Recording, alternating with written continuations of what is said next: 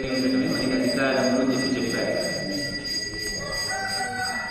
మన ఇంద్రియకి రావడానికి కారణం ఏంటి అంటే ఏదో మన మనసులో ఒక ఇచ్చ, ఏదో ఒక కోరిక ఉంటుంది. ఆ కోరిక ఏమైంచాలి అంటే భగవంతుడిని నేను పొందాలి, లేదా భగవంతుడు నన్ను పొందాలి, అంటే నేను భగవంతుడిని చేరుకోవాలి. మళ్ళీ పునరావృత్తి రేఖటువంటి జనం నాకు అక్కర్లేదయా, నిన్ను చేరాలి నేను అనేటువంటి కోరిక మనకి కలిగి ఉంటే చాలు. కోరిక ఉంటే సరిపోతుందా? మరి భగవంతుని పొందాలంటే మనకి ఏదైనా ఒక సాధన కావాలి కదా. ఏమిటా సాధన అంటే ఏదైనా ఒక పరికరం కావాలి, ఏదైనా ఒక పని చేయాలంటే మనకు ఒక పరికరం కావాలి. కనుక భగవంతుడు అంటే ఉత్కృష్టమైనటువంటి ఫలాన్ని పొందాలి అంటే అంతటి సాధన ఏంటి అంటే భగవంతుడే సాధన ఏంటి, ఆ నారాయణుడే సాధన ఏంటాడు. ఆ సాధనతో మనం సేవిస్తే ఏం జరుగుతుంది? నారాయణుడే మనకి దొరుకుతాడు.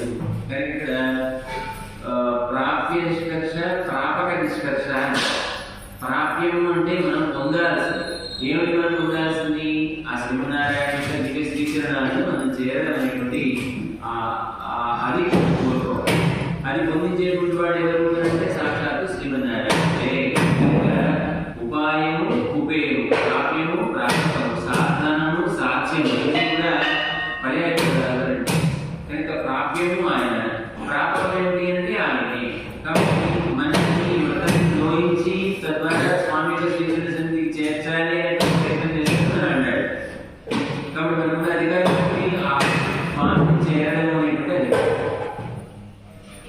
ఆయన స్వామి సన్నిధికి చేరాలి అనేటువంటి అధికారం మనకు ఉన్నటువంటి ఒక అధికారం. దానికి స్వామి మనకి సాధనగా ఉపయోగపడతాడు అంటూ అలా మన స్వామిని ఆశ్రయిస్తే నారాయణనే నమకే అంటున్నారు కదా. నారాయణనే మనకి మన ఆచార్యులు మనం ఆశ్రయించినప్పుడు సంస్కారాలు చేసిన తర్వాత వాళ్ళు మనకు 3 మంత్రాలు ఇస్తారు. ఆ 3 మంత్రాలు త్రిమంత్రం ఉంటారు, అష్టాక్షరి మంత్రం, బయటికి చెప్పవు. ద్వైమంత్రం శ్రీమన్నారాయణ చరణం శరణం ప్రపద్యే శ్రీమతే నారాయణాయ నమః. శ్రీమన్నారాయణ చరణం శరణం ప్రపద్యే అంటే స్వామి యొక్క శ్రీచరణాలకి మనం ప్రపత్తి చేసేటట్లయితే, ప్రపత్తి అంటే ఏమిటి? మన రక్షణ కాలాన్ని, మనల్ని రక్షించేటువంటి కాలాన్ని ఆయన యొక్క పాదాల దగ్గర మనం పెట్టేటట్లయితే ఏమవుతుంది? శ్రీమన్నారాయణే మనకి అందరి ఫలాన్ని మనకి ఇస్తాడు అని ద్వైమంత్రం చెప్తారు.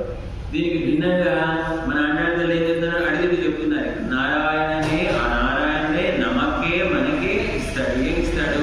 తననే ఇస్తాడు. అంటే ఆయన చేరి ఆయన యొక్క నిత్యకైంకర్యాలు చేసేటువంటి యోగ్యతని మనకి ఇస్తాడు. ఇక్కడ పరయ అనేటువంటి సాధనం మనకు కోరుతుంది. ఇక్కడ వ్రతం చేయడానికి పరయ అనేటువంటి ఒక సాధన. సాధనం అంటే అది ఏమిటి అంటే భగవత్ కైంకర్యం, స్వామి యొక్క కైంకర్యం, స్వామి యొక్క సేవ చేసుకోవడమే మనకి కావాల్సినటువంటి ఉత్తమమైనటువంటి పురుషార్థం అని చెప్తారంట. కనుక అలాంటి ఉత్తమమైనటువంటి పురుషార్థం పర అని అంటారు. ఆ పరని మనకి కృప చేస్తాడు. ఎప్పుడు ఆయన్నే మనం విశ్వసించి ఆయన్నే మనం ప్రపత్తి చేసేటట్లయితే, అంటే మనం శరణాగతి చేయవలే అని చెప్తున్నారు అనమాట.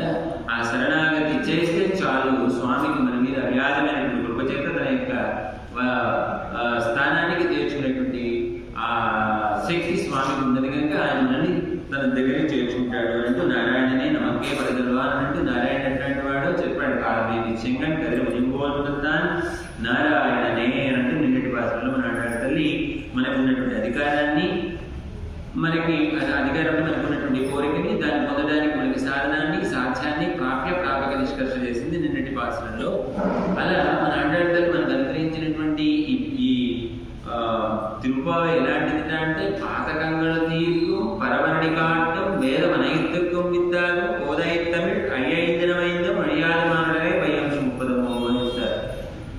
అంటే పాతకాలం తెలుసు అంటే మనం ఈ జన్మలో చేసినటువంటి పాపాలు కానివ్వండి, జన్మలో చేసినటువంటి పాపాలు కానీ వాటన్నింటినీ పోగొట్టి పాతకంగళ తీర్పు పరమన్ అడి పాఠం ఆ పరమ శ్రీమన్నారాయణ శ్రీచరణ సన్నిధిని చేర్చేటువంటిది వేద నైతికం విత్తారు. వేదానికి అందరికీ కూడా బీజం, ఒక విత్తనం లాంటిదైనటువంటి కోదైత్తమిళ్ మన అమ్మ మనకి అందించినటువంటి చెప్పినటువంటి ఈ తిరుపావై అనేటువంటి విద్య ప్రబంధం అనేటువంటిది 5 అంటారు. అంటే 5 25 ఒక 5 మొత్తం 30 వాసనాలతో కూర్చున్నటువంటి ఈ పామాలికను మనం సేవించినట్లయితే ఆ సేవించినటువంటి వాడి జన్మ వ్యర్థము, వాడు భూమికి భారము అని చెప్పి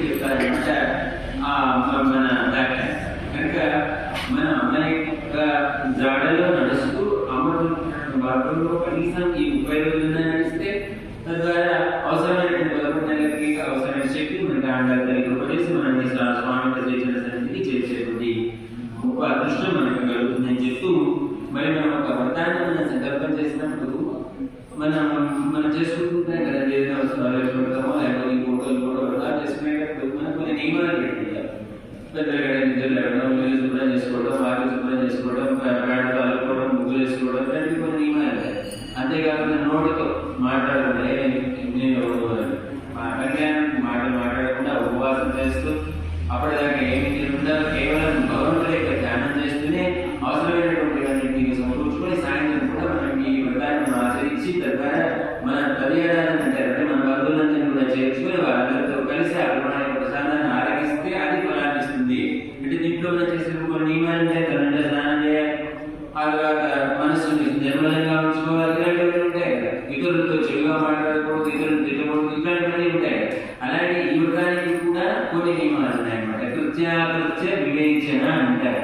చేయదగినవి చేయకూడనివి ఈ వ్రతానికి ఏమిటో మన మాట్లాడాలని ఇవాళ భాషలో మనకి అనుగ్రహిస్తుంది. ఇవాళ 2 భాషలు ఒకసారి మనం కూడా భాషను పాడేస్తూ దాని వ్రతాన్ని తెలుసుకునే ప్రయత్నం చేద్దాం. అండాళ్ తిరుడిகளே శరణం వైయత్తువాళ్ వీర్గాళ్ నామం వైத்து செய்யங்க சேவல்களீரோ பார்க்கடலுள் வையத்து இந்த பரமழை பாடி நின்னுன்னோ பாலுன்னோ நாட்காலே நிராடி மையெழுதோம் மலரெட்டுனாமையோம் செய்யாத செய்யோம் தீக்குறளை சென்றோதோம் ஐயமும் விச்சையும் மாந்தனை காட்டி உயுமாறண்டி வந்து ஏதரும் பாவாய் அண்டாகி சரணம். ఇవేటి భాషలు మనకి చెప్తున్నాయంటే వైయత్తు అంటే ఈ లోకంలో నిన్న ఆయపాడి అన్నట్టు ఆ లెవెల్లో ఉన్నటువంటి గోపాలందరినీ కూడా పిలిచింది నిన్నటి భాషలు కొంచెం ఎక్స్టెండ్ చేసింది. ఈవేళ ఈ లోకంలో అని అంటున్నారు, అంటే ఈ లోకంలో ఉన్న వాళ్ళందరినీ కూడా పిలుస్తున్నారు. వైయత్తు ఈ లోకంలో వాడు ఆనందాన్ని అనుభవించడానికి జన్మించినటువంటి వాళ్ళారా అని పిలుస్తున్నారు. ఈ లోకంలో ఆనందాన్ని అనుభవించడానికి జన్మించినటువంటి వాళ్ళారా అని పిలుస్తూ మేము విలువలని ఉజ్జీవించేటువంటి ఉపాయం అంటే భగవంతుడి యొక్క సేవల్లో కలిగేటువంటి ఉపాయాలన్నింటినీ కూడా విచారించి చూస్తే మాకు తెలిసినటువంటి చేయగలిగినవి చేయకూడనటువంటి కొన్ని తెలిసాయి కదా, మీకు ఆ లిస్ట్ చెప్తాము. ఒకసారి మీరు కూడా నియమాన్ని పాటించండి. నెల రోజులు అన్నట్టు మనకు ఆడాలి చేస్తున్నారు. వాటిలో ఏమిట మొట్టమొదటి చేయాల్సింది ఏమిట కడలు అంటే పాల సముద్రంలో పైగా అంటే మెల్లగా తూయిందా నిద్రపోతూ ఉన్నటువంటి పరమన్ ఆ పరాత్పరుని యొక్క అడి పాదములను కూర్చి పాడి పైఎత్తుల పరమన్ అడిపాడి మొట్టమొదటి చేయాల్సినటువంటి కృత్యం ఎప్పుడో చెప్పారు. చేయాల్సినటువంటి పని నిద్రలో ఇస్తూనే ఆ పాల్కడలో సేవించి ఎలా మెల్లగా పడుతున్నట్ట స్వామి, ఏ శబ్దము కూడా సేవించి సోకకుండా ఉండే విధంగా పడుతున్నట్ట, ఆ ప్రకారమైనటువంటి అమ్మలతో కూడా మాట్లాడకుండా పడుతున్నట్ట. అలా ఎందుకు పడుతున్నట్ట, ఒక చెవి పైకి పడుతున్నట్ట, ఒక చెవి కింద ఉంది. ఆ ఒక చెవి పైకి ఎందుకు ఉంది అంటే ఏమో ఎవరు చూస్తున్నారో ఎక్కడ మీరు వెళ్ళి వాళ్ళని లెక్కించాల్సి వస్తుందో అన్నట్టుగా అలా నిద్ర పట్టినట్టుగా పడుకున్నట్టుగా అది స్వామి యొక్క అలాంటి ఎవరైనా పరాత్పరుడు అంటారు. అంటే ఆయన సేవించినప్పటికీ కూడా పడుతున్నప్పటికీ కూడా శత్రువులని తప్పింపజేసేటువంటి శక్తి కలిగినటువంటి అందుకనే పరాత్పరుడు అంటారు. అలాంటి పాలకడలిలో మెల్లగా సేవించినటువంటి స్వామి యొక్క శ్రీచరణాలకు పాడి మొట్టమొదటి చేయాల్సినటువంటి పాడు. మన నిద్ర నుంచి లేచేటప్పుడు చేయాల్సినటువంటి పని ఏమిటి? 7 సార్లు కనీసం హరి హరి హరి హరి హరి హరి హరి అని అనుకుని కాలు కింద పెట్టి నిద్రలేవాడట. మనందరినీ కూడా రక్షించేటువంటి వాడు హరే కనుక అని మనం ఆశ్రయించాలి. ఆ హరి శబ్దం హరి హరతి పాపాని దుష్ట చిత్తైర విస్తృత ఉన్నటువంటి మొదటి శ్లోకాన్ని మన యొక్క దుష్టమైనటువంటి చిత్తం అంటే మన చిత్తాన్ని పడినటువంటి మాలిన్యాన్ని పోగొడుతుంది, మన శత్రువులను పోగొడుతుంది. అలాంటి హరిశబ్దాన్ని మనం ఉచ్చరిస్తూ వేస్తే పరమాత్మ మనకి ఆరోగ్య సమయంగా జరగడానికి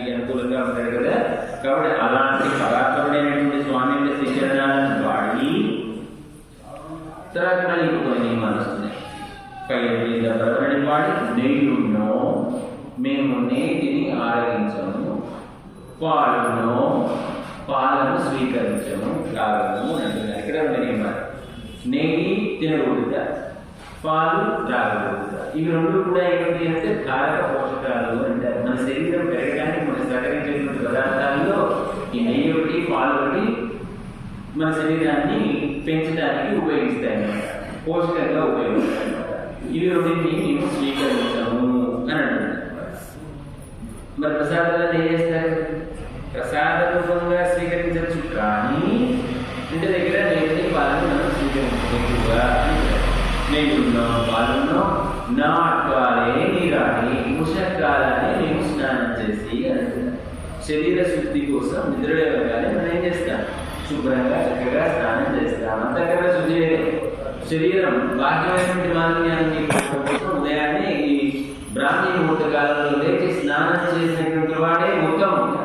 6 గంటల దాటి తర్వాత స్నానం చేసినటువంటి వాడంతా వాడి పద్ధతి వేరే కనుక మనం ఈ బ్రాహ్మీ ముహూర్త కాలంలోనే సర్పగుణం వడ్డించేటటువంటి ఈ కాలంలో లేచి మేము స్నానం చేసి అని కుషకాలంలో లేచి నీరాడి ఇంకేంటంటే నియమాలు మయ్యో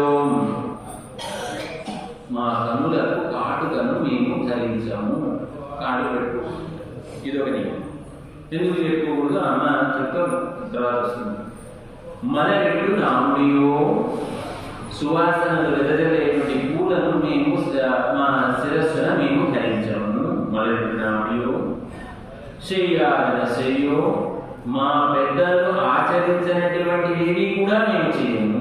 అంటే అర్థమేంటి? మా పెద్దలు ఆచరించినటువంటి శ్రేష్టమైనటువంటి ధర్మాలు ఏవైతే ఉన్నాయో వాటిని మాత్రమే మేము ఆచరించుతాం తప్ప వారు చేయనటువంటి పనులేవి మేము చెయ్యో తీకురుడై చంద్రోదో కొండెములు అంటారు. తీకురుడై చంద్రోదో అంటే ఇతరుల యొక్క మనసుని గాయపడే విధంగా మేము మాట్లాడము అంటున్నాం. దీనిలో 2 రకాలు.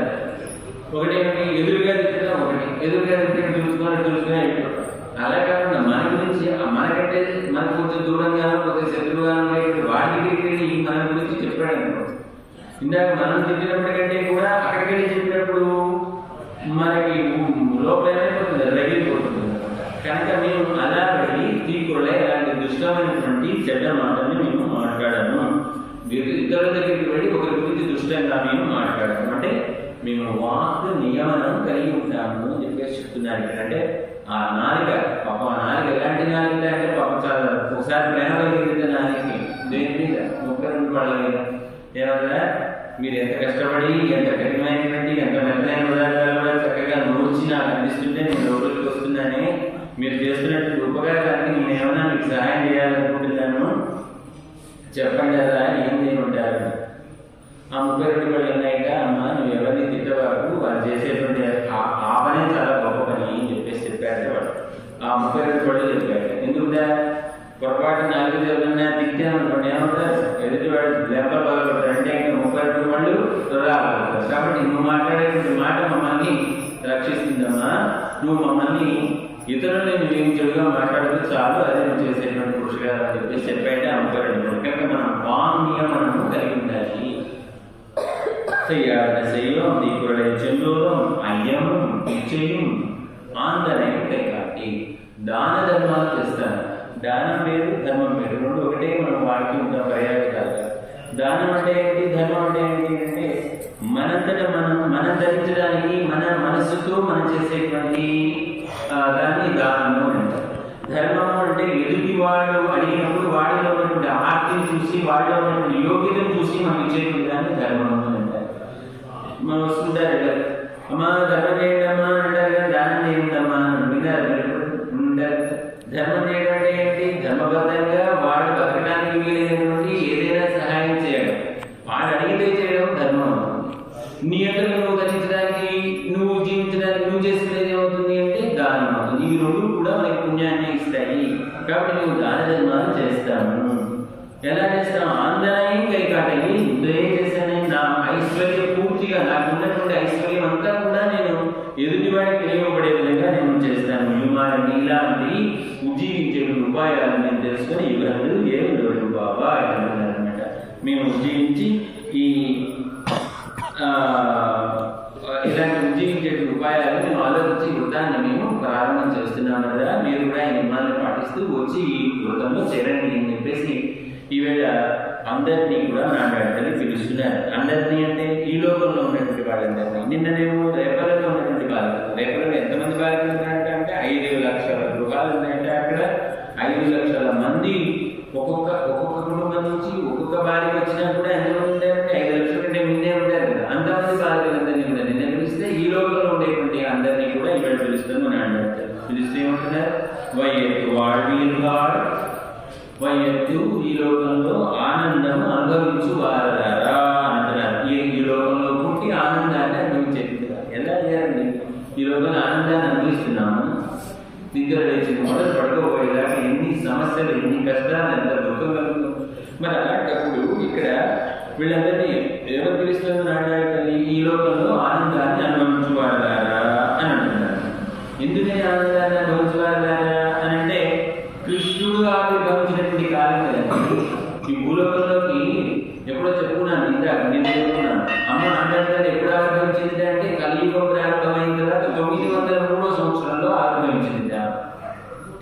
అంటే ఇది కలియుగమే కదా. కలియుగంలో అప్పటికి ఏముంది? ఆనందం ఉందా? కానీ ఆనందం ఉన్నప్పటికీ కూడా నేను దేన్ని ఆలోచన చేసుకోండి. ఆ రోజు ద్వాపర యుగంలో చేసినటువంటి కాచార్యాన్ని దృష్టిలో పెట్టుకుని అప్పుడు జరిగినటువంటి దాన్ని ఇప్పుడు ప్రస్తావన చేస్తూ ఈ లోకంలో ఆనందం అనుభవించిన వాగ్దారా అంటారు. ఆనంద స్వరూపుడైనటువంటి శ్రీమన్నారాయణుడు కృష్ణుడుగా ఈ రేపలలో అవతరించినప్పుడు మరి కృష్ణుడితో చేరి ఉండడం అనేది ఆనందంగా మరేమవుతుంది కదా. కనుక ఆనందాన్ని అనుభవించి నిర్మించినటువంటి పాకిస్తాన్ ఏమనిష్టం అని చెప్పేసి చెప్తున్నారనమాట. ఈ కృష్ణుడు అవతరించినటువంటి కాలంలో పుట్టినటువంటి పిల్లలు లేకపోతే ఉన్నటువంటి వాళ్ళందరూ కూడా ఎంతటి ఆనందాన్ని పొందుతారట అంటే పరమ పదంలో కూడా అంత ఆనందం పొందారట వాళ్ళు.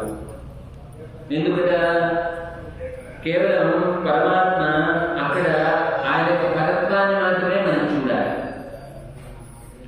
కానీ ఇక్కడ ఆ కృష్ణుడు మనతో పాటు చేరుంటే ఆయనలో ఉన్నటువంటి పరత్వాన్ని పక్కన పెడితే ఆయనలో ఉన్నటువంటి తెలుగుతనం, మనతో కలిసి ఉండేటువంటి తనం, జాగ్రత్తం, జోత్వం, దుండగిరితనం ఇలాంటివన్నీ కూడా ఆయనలో మనం చూసి ఆయనతో పాటు చేరి మనం కూడా ఆడి పాడి వదిలేసి ఆనందాన్ని మనం పొందొచ్చు కదా అని చెప్తున్నారు అన్నమాట. అందరి చేత కూడా ఆ సేవలు అందదగినటువంటి స్వామి, ఆ పరాకుడైనటువంటి శ్రీమన్నారాయణ ఇక్కడికి వచ్చి మనకి సేవ చేయడం కోసం వచ్చాడు కదా ఈ కృష్ణావతార రూపంలో.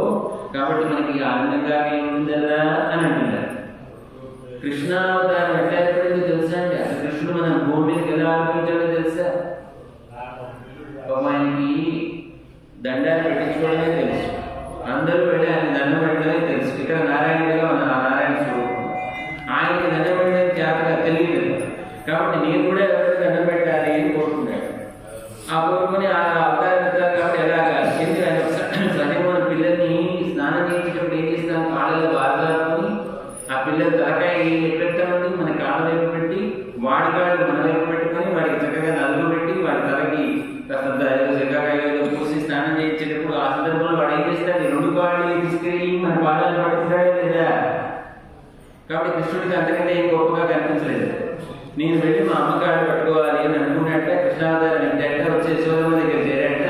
ఆమె స్నానం చేస్తూ ఉంటే ఆమె యొక్క పాదాలు ఇలా పట్టుకున్నట్ట. అంత అదృష్టం ఎవరెక్కడ ఉందా యశోదమ్మ అని అంటారు అనమాట. అసలు కృష్ణావతారం ఈ భూమిని ఎలా ఆలోచించింది అని అంటే మన కూడా భక్తులందరూ కూడా అక్కడ పరంపరలో ఉన్నటువంటి వాళ్ళందరూ కూడా ఆయనకి అందరూ ఆయన చేసేటువంటి కైంకర్యాలన్నీ కూడా స్వీకరిస్తూ ఉంటాడు. అందరూ ఒకసారి ధూపం వేశారు. ధూపం అంటే తెలుసుకుని మనం సాంబ్రాణి కడ్డీలు అంటారు. ఇదివరకు సాంబ్రాణి కడ్డీలు ఉండేవి కదా, గిలమలు అవి సాంబ్రాణి వేస్తే అంత పొగ వేస్తే ఉప్పుని ఎంత ఆలోచిస్తుంది కదా. మరి ఒక్కరు కాకుండా కొన్నింటి వాళ్ళు ఎంతమంది ఉంటారు ఆ పర్వతంలో? అందరూ ఒకసారి ధూపం సేవ చేసేసరికి ఆ ధూపం వేసి ధూపం ఆరిపోయే లోపల ఇక్కడికి వచ్చి ఈ భూమండలం మీద కృష్ణుడిగా అవతరించి 110 సంవత్సరాలు కృష్ణుడిగా ఇక్కడ ఈ భూమండలం మీద ఉండి మళ్ళీ తిరిగి ప్రబంధం చేయాలి. చూడండి, అంటే కాలనీయకి మనకి వాళ్ళకి ఎంత తేడా ఉంటుందో చూడండి. అలా అనుభవించాడు. మనతో చేరి మనకి ఆనందాన్ని కలిగిస్తూ ఆనందపడుతూ తన వారిగా చేసుకోవడం కోసం వచ్చాడే ఆ పరమాత్మ అని అంటున్నారు. కాబట్టి కృష్ణుడు అవతరించిన కాలంలో పుట్టినటువంటి వాళ్ళు కాదా కదా. కనుక మనకి అదృష్టం కృష్ణ మనకి ఇంత ఆనందం కలగకుండా ఎలా ఉంటుంది నేను చెప్తున్నాను. అంతేకాదు రామావతార పరిసమాప్తి అయ్యేటప్పుడు రామావతారం అయిపోయేటప్పుడు ఆంజనేయ స్వామి దగ్గరికి వెళ్ళాక రామ ఆంజనేయ మరి నేను పరమదాన్ని పెడుతున్నానయ్యా మరి ఏమి నువ్వు కూడా వస్తావా అని అడిగాట ఆంజనేయ స్వామి అన్నట్ట నేను రామస్వామి అంటే అసలు అందరూ కోరుకునేది ఏమిటి పరమపదం. ఈయన ఏమంటున్నాడా పరమపదం వద్దుకోమంటున్నాడు. పరమపదం వద్దుకోమంటే నువ్వు పరమపదంలో నువ్వు కోదండం పట్టుకోగా నువ్వు కోదండం పట్టుకున్నటువంటి రామచంద్రమూర్తిని నా హృదయంలో నిలుపుకున్నానే నా భక్తి కానీ నా స్నేహం కానీ ఆ రామచంద్రమూర్తి మీద మాత్రమే మాకుంది తప్ప అన్నింటిలో ఒకరికి వెళ్ళిన తర్వాత ఏం చేస్తావు ఆ శరీరం మీద కూర్చుంటావు మా లక్ష్యం ఉంటుంది వాళ్ళందరూ నీలో అప్పుడు నేను రామోదయాన్ని చూసుకోలేదు కదా కాబట్టి నీతో నాకు ఉన్నటువంటి స్నేహం నీతో ఉన్నటువంటి నా భక్తి ఇవి రెండు కూడా నాకు అన్యాన్ని నేను తలెత్తనయ్యా నేను సేవిస్తాను తప్ప కనుక నాకు పరమపదక్కర్లేదంట హనుమంతుడు గారు అని చెప్తాను. అయితే ఇక్కడ భక్తికి స్నేహానికి తేడా ఉందండి అని చెప్తారు. భక్తి ఎవరిది స్నేహం ఎవరిది అంటే లక్ష్మణుడిది భక్తి. లక్ష్మణుడు అన్నాడు అన్న నువ్వు బయలుదేరావు నేను కూడా నీతో వస్తానయ్యా అంటే కుదరదయా నువ్వెందుకు నీకేం పని నాన్నగారు నన్ను ఒక్కడిని వెళ్ళమన్నా నేను ఒక్కడినే వెళ్ళినా నేను దగ్గర నాన్నగారు వాళ్ళు చూసుకోమంటే నిన్ను విడిచి ఒక్క క్షణం కూడా ఉండలేదయ్యా అని చెప్పేసి ప్రార్థన చేసి అమ్మ సీతమ్మ చెప్పి ఒప్పించుకొని తాను కూడా అన్యాయానికి వెళ్ళాట స్వామి. ఎవరు లక్ష్మణుడు కానీ భక్తి అంటే నిరంతరమైనటువంటి ప్రేమ లక్ష్మణుడికి రామచంద్రుడికి ఉంది. అదే స్నేహం దశరథుడు బయలుదేరి వచ్చాడు కదా రాముడు అరణ్యానికి పోతున్నాడు నాన్నగారు వెళ్ళొస్తానంటే ఆయనతో పాటు అంత దూరం వస్తుంది నాన్నగారు మీరు రావద్దు అని అంటే దశరథుడు ఆగిపోయాట. అలా రాముడు వెళ్ళిపోగానే ప్రాణాలను ఇచ్చేసాట. అది స్నేహము అంటారు. ఇవి రెండు కూడా ఆనందిస్తున్నాడు ఆయన. అందుకని అంటారు రామచంద్రమూర్తి నేను రామచంద్రమూర్తిగానే నేను సేవిస్తానయ్యా పరంలో ఆ పరంపరలో ఉండేటువంటి నారాయణుడిగా కాదు కనుక నేను ఇక్కడే ఉంటాను అని అంటారు. అలాంటి భక్తి లేదా అలాంటి కృష్ణ ప్రేమ కలిగినటువంటి గోపికలు వీళ్ళందరూ కూడా అందుకని వాళ్ళు ఆనందాన్ని అనుభవించి నిర్మించినటువంటి వారు కదా అని అంటున్నారు. నామం బాబాయ్కు గిరిశేఖర్ మేము చెప్పేటువంటి లేదా ఈ వ్రతంలో మేము ఆచరించేటువంటి కూడా మేము చెప్తాను అని అన్నప్పుడు రాక్షసులు యాగం చేస్తారు, అలాగే దేవతలు కూడా యాగం చేస్తారు. రాక్షసులు చేసేటువంటి యాగం యొక్క ఫలం ఏమనుకుంటారు అంటే భగవద్తత్వాన్ని లేకుండా భక్తులు నశింపజేయాలి అని కోరుకుంటారు. మరి దేవతలు ఏం చేస్తారంటే వాళ్ళ స్వార్థం నాకు అది కావాలి నాకు ఇది కావాలి అనేటువంటి స్వార్థంతో చేస్తారు. కానీ మేము చేసేటువంటి వ్రతం ఎలాంటిది తెలుసా భగవానుడు క్షేమం భగవంతుడి విభూతి సుఖంగా ఉండాలి ఆయనకి మంగళం కలగాలని మేము మంగళాశాసనం చేయడం కోసం ఈ వ్రతాన్ని మేము చేస్తున్నాము. కనుక ఈ వ్రతంలో మేము ఆచరించేటువంటి నియమాలు తెలుసా అని అంటున్నారు. ఇక్కడ అన్నట్టుగా నిన్నటి పాసనంలో నారాయణ శబ్దాన్ని చెప్పింది అంటే పరమపదంలో ఉండేటువంటి శ్రీమన్నారాయణని ఉపాసించింది. పరమాత్మ 5 రూపాలలో వసించి ఉంటాడట. ఒకటి పర రూపం, రెండోది వ్యూహం, మూడోది విభవం, 4 అంతర్యామి, 5వది అర్చావతారం. పరరూపం అంటే మనకి అందరినటువంటి మనకి కనిపించినటువంటి ఆ ఉన్నతమైనటువంటి ఆ పరమ వ్యోమంలో ఎక్కడో స్వామి ఏం చేసి ఉంటాడు అది రూపం. ఆ రూపంలో ఎవరు అంటే శ్రీమన్నారాయణ. అది ఉన్నదని మనం తెలిపాడు కనుక మనం భావిస్తాం. రెండో రూపం వ్యూహ రూపం. వ్యూహం అంటే ఏంటి ఇంత సృష్టించినప్పుడు ఏం చేస్తాడు పరమాత్మ దాన్ని కాపాడుకోవాల్సినటువంటి బాధ్యత ఆయన. కనుక ఒక రైతు ఏ విధంగా అయితే తన పొలాన్ని చుట్టూతో తిరిగి తన వేసినటువంటి పంటను కాపాడుకోవడం కోసం ఏ విధంగా అయితే గట్టు మీద ఒక గుడిసెలాంటి చేసుకున్న గుడిసెలో ఎలా అయితే కాపాడుగా ఉంటాడో ఈ సంస్థమైనటువంటి సృష్టి అందరినీ కూడా కాపాడడం కోసం జగత్కారణత్వం కలిగినటువంటి స్వామిట ఒక స్టెప్ కిందకి దిగి ఆ పాల్కడలిలో సేవించి ఉంటాడట. అలా పడుకొని ఉంటాడట. ఆ పడుకునేటప్పుడు ఎవరు మాట్లాడినా ఊరుకుంటారు. ఎందుకంటే ఏ మంత్రులు ఎవరు పిలుస్తారు బ్రహ్మానందరూ కూడా వచ్చారు మొదలుపెట్టుకుంటే ఆ మొర వినాలి కదా, ఎందుకు వచ్చారో తెలియాలి కదా. రెడీ కదా అక్కడ ఉన్నవాడు తొందర రాగలరా ఈ కింద ఒక స్టెప్ కింద ఉన్నటువంటి వాడు తొందర రాగలుగుతాడా. కనుక ఈ పాల్కడలిలో సేవించాడట స్వామి గబాలను రావడం కోసం అది వ్యూహ రూపం అని అంటారు. ఆ వ్యూహ రూపంలో మన కోసం చేసినటువంటి ఆ స్వామి యొక్క దివ్యమైనటువంటి శ్రీచరణాలను పాడి అని అంటున్నారు. మామూలుగా చెప్పేటప్పుడు ఏమంటారు ఆ పడుకున్నప్పుడు సౌందర్యాన్ని అనుభవించాలి.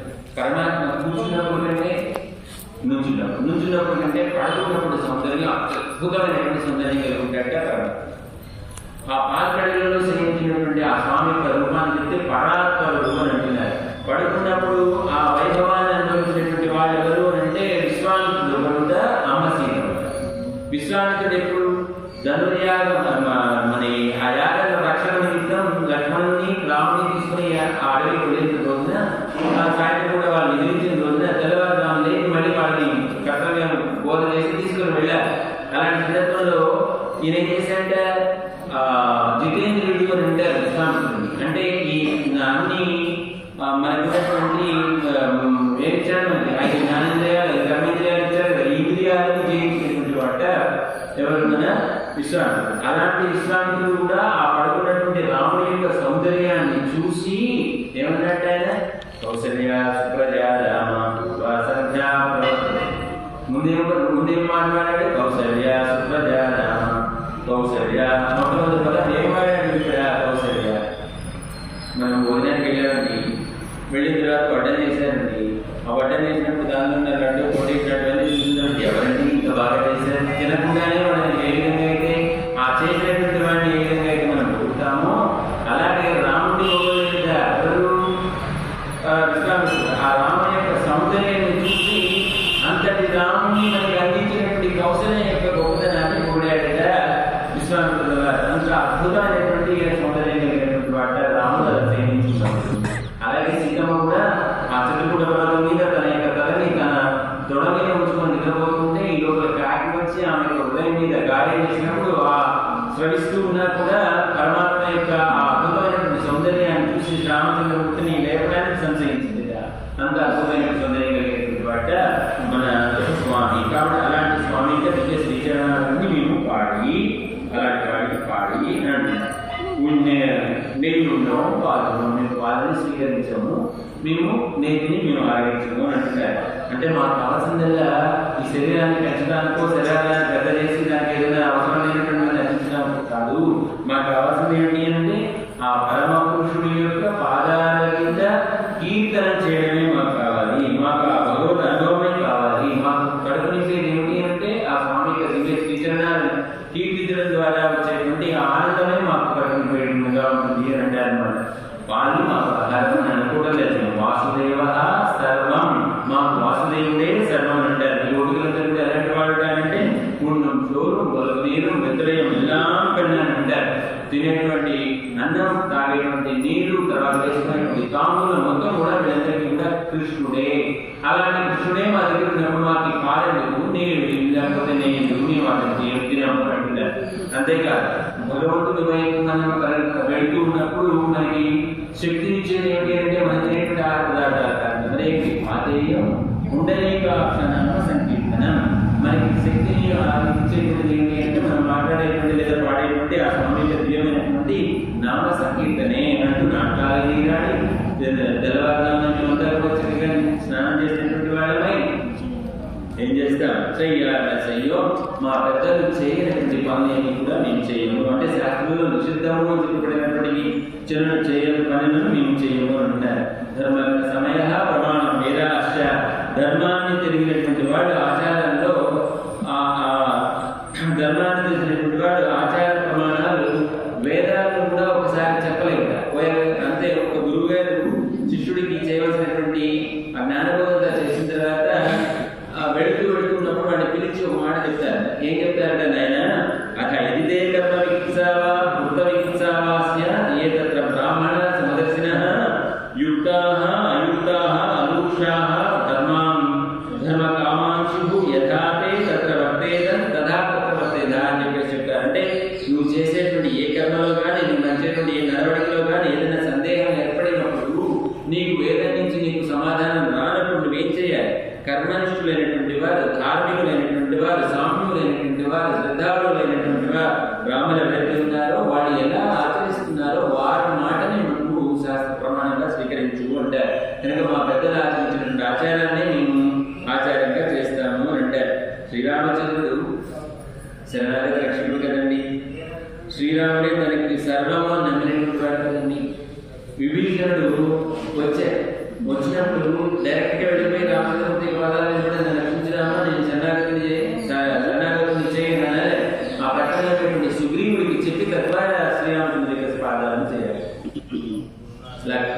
వచ్చి అడిగాడు రామచంద్రుడు, రామ అన్నయ్య నువ్వు పెద్దవాడే కదా, నువ్వు వచ్చి రాజ్యాన్ని స్వీకరించాల్సినటువంటి వాడే కదా, నువ్వుంటే నేను ఇంట్లో రాజ్యాన్ని స్వీకరిస్తాను అని చెప్పేసి పడ్డాడు.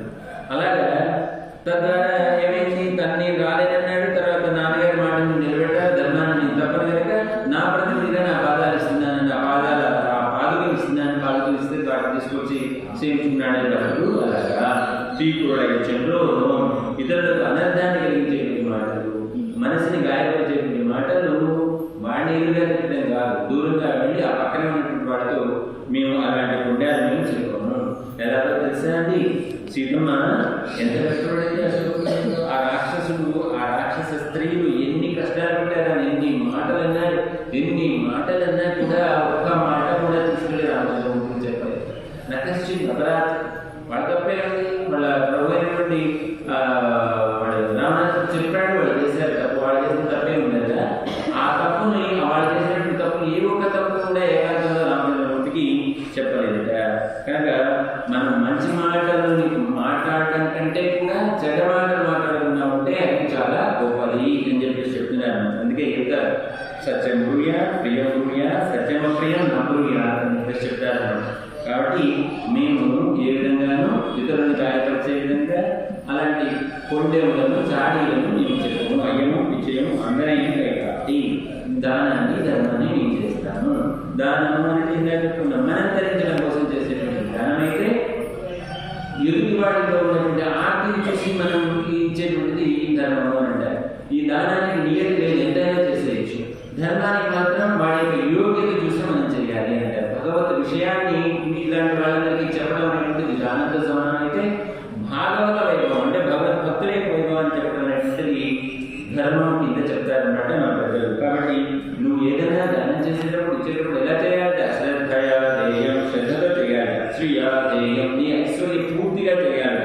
క్రియా ధ్యేయం, అని ఉద్దేశించని అనేటువంటి భావంతో చేయాలి. సంవిదా ధ్యేయం, జ్ఞాన పూర్తితో చేయాలి. భియా ధ్యేయం, అయ్యో మనకంటే ఎక్కువ వాళ్ళకి నేను ఇస్తున్నానే అనేటువంటి భావంతో చేయాలి అని చెప్పి చెప్తారు. ఇవన్నీ కూడా మనం ఉజ్జీవించడానికి ఉత్తమమైన ఉపాయాలు. ఈ ఉపాయాలన్నింటినీ కూడా మనం తెలుసుకొని ఇదిగో ఉజ్జీవించడం అంటే పరమాత్మ సేవ ఎందుకు ధరించడము. కాబట్టి అలాంటి ఉపాయాలని తెలుసుకొని మేము ఈ వ్రతాన్ని మేము ఆచరిస్తున్నాం కదా, మీరు కూడా ఈ వ్రతంలో ఆచరించేటప్పుడు ఇలాంటి నియమాలను పాటిస్తూ మాతో పాటు కలిసి నడవండి. మన అంటే కాకుండా మనందరినీ కూడా ఆహ్వానిస్తాం. మనందరం చేయాలిగా. ఇక రేపటి దినాన్ని మరొక భాషలో మనకి అద్భుతమైన విషయాన్ని ఇస్తున్న ఆధారాలు రేపు సేవించండి. వయస్సు